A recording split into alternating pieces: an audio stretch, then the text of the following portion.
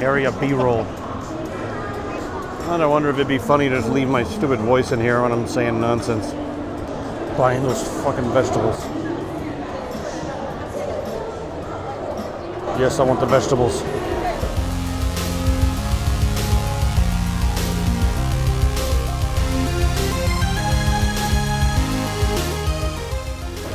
You cannot miss G.Skill's booth even if you tried to. Familiar faces from the Galax Overclocking Carnival. You guys may know some of these guys.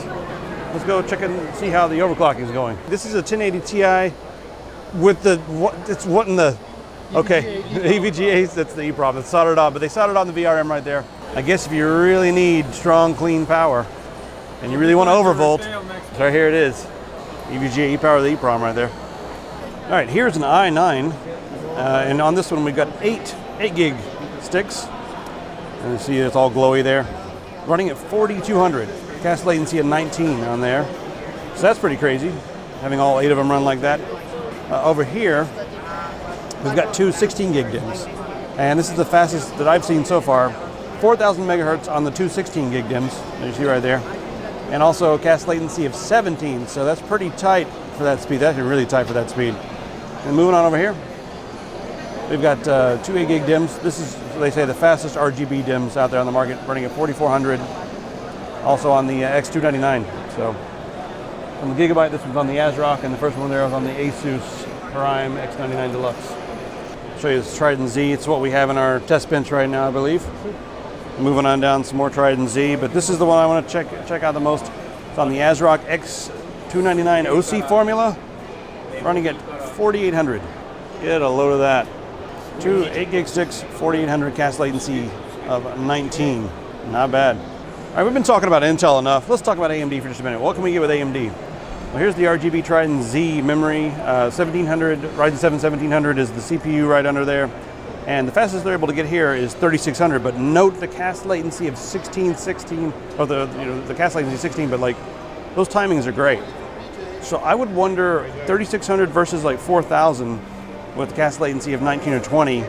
I'm wondering how different that would be. I would bet it would not be too different. Still really fast memory timings on the AMD here. G.Skill also has a couple new mice. First one is the MX570, the second one is the MX530 right there. And the main difference is the different sensor and RGB on the 570. So let's take a look at this mouse really quick. This one's got the 3330 sensor in it, which I haven't played with much. 7200 max DPI. It's got a decent feel to it. The rubber on the side is pleasing to the touch. And over here, the same thing, just no RGB on the back, and it's using the 3325 sensor capable of 3500 DPI. And they're both infrared, or some people call it optical. This one also has a non-braided cable, which I fancy. This one has a braided cable. That's a new mice right here. There's a lot of booths here that are just too big. It's like overkill. But they got some interesting things we should look at. First off, let's look at their gaming desktop for all you guys who want to buy, something that is custom built, ready to go. Let's take a look. This is the Trident 3. You may have seen the black one before. That one's a 1060. And the idea with these, this is a prototype here, I'll show you. The idea with these is that they're separating the CPU and the GPU into 2 separate chambers to keep it nice and cool.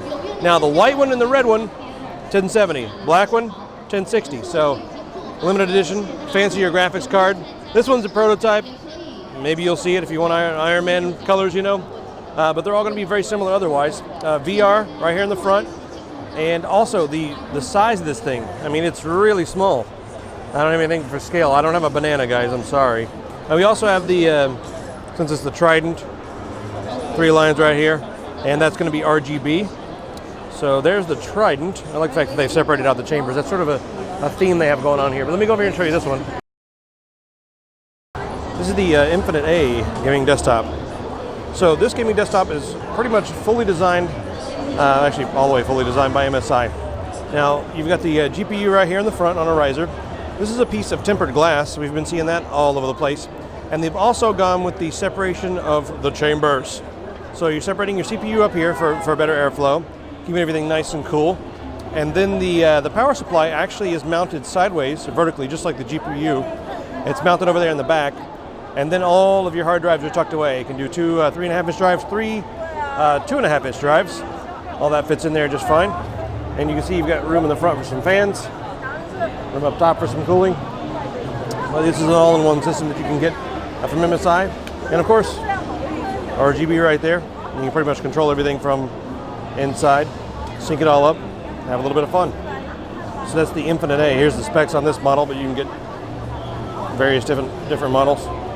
So this looks like a GPU, but it's actually not a GPU. Yeah. You've got two M.2 SSDs, and this is going to keep it cool inside there. Yes. The little blower fan's going to keep the air moving across here. So Yeah.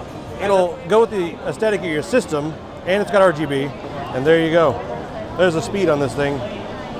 In RAID, that is ridiculous. Yeah, 2 times than a RAID 0. Yeah, when you put them in RAID 0, that's just, I don't even, yeah. Yeah. NVMe, of course. And this is a by 8 interface, right? Yeah. Wow, Gen 3 by 8. It's gonna have to keep nice and cool. Yeah. All right, so I'll just take this one with me. Yeah. Okay. I like a motherboard. All right, this is the newest AMD-based motherboard. This is the X370 Gaming M7. Now this one, they've added a heatsink here for 2 M.2s. You can run those things in RAID and get some extreme speeds if you want to. So that's pretty cool. I also like the positioning here where you've got the PCI Express slots, but you also have 1X slots just above these armored ones right here. U.2 over here on the side, of course. And they say there is going to be a Type-C. This is just a prototype right now, but there will be a Type-C front panel connector. So do a cartwheel in the street because that's really cool. And then let me show you what's on the back over here. There you have it, the X370 Gaming M7. Let's go look at the new Intel stuff. I wasn't gonna cover any, Z270 boards, but this one's an EATX board that has just so much stuff. You guys got to see it. So we got 3 M.2s, but you can also get that expansion card we looked at a second ago and add, 2 more to it. U.2 over here, Type-C for the front, 3.1 power buttons up here in the top. Ridiculous power phases on this thing. There's 3 Ethernet ports on the back there. And you can use this software here. You can actually use some of these Ethernet ports as WAN ports. Because now, what does that mean? Well, you could have someone in the other room, and you could share the internet with them from this one without having to use the router. I'm not sure who would want to do that, but you could. But you could also use it for packet prioritization, and you can assign priorities to individual devices or ports, and use one port. You can do all kinds of things with it with the software. So check that action out. Did I miss anything on here? Here, I'll give you guys one more look at it. Oh yeah, the LEDs as well. So you can do standard LEDs like this. Just one solid color, or you can do the other option LEDs, the digital LEDs, and they're individually addressable, so you can have RGB and full control over everything. So that is the Killer Extend EATX motherboard here. There it is. Now everything here, standard USB-C on the front, standard U.2 and standard 2 M.2 drives, I guess 2 M.2 slots, except for this one right here. This one has 3 spots. Look at the big one right here. Someone's been messing with this thing. But it opens this way, gives you some thermal, it's all aluminum and everything. Thermal, I guess shielding or whatever, right there. So that's nice. And then it also comes with this. So you can have 5 M.2 in total. Just plug that in right there. It's pretty much loaded. It's got Intel Wi-Fi, and it also has Intel, as far as the NICs go, it's got dual Intel NICs and then Intel wireless AC. Moving on down to this one. This one's the only one that has the killer wireless AC and plus the killer NIC on there. Sort of the middle point, but it's going to be pretty popular with the gamers just because the aesthetic and all that sort of thing. And then take a look at this for your M.2.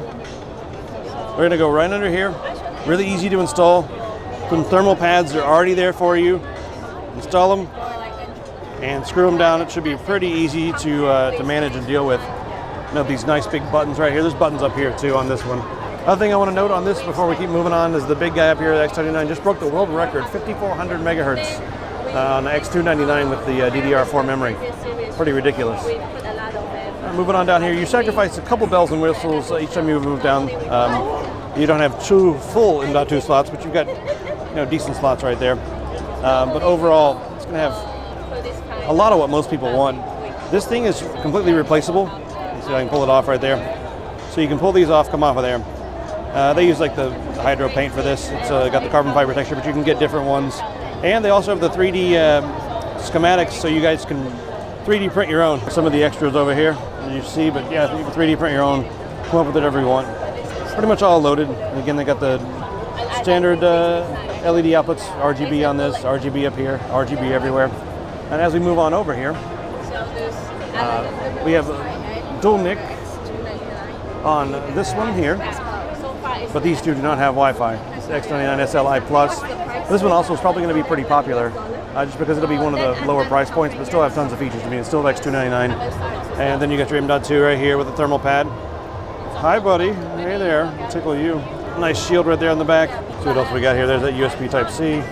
Plenty of ports. Unless you really need the bells and whistles, it's hard to recommend more than some of this stuff. And moving on up here, fancier audio up on this one. But this one only has one Ethernet port. How will you ever live with only one? This is the Tomahawk right here. And it has this again, it's screwed in there right now, but this will open up so you can put your M.2 right there, but your second M.2 can go right there. Pretty loaded motherboards.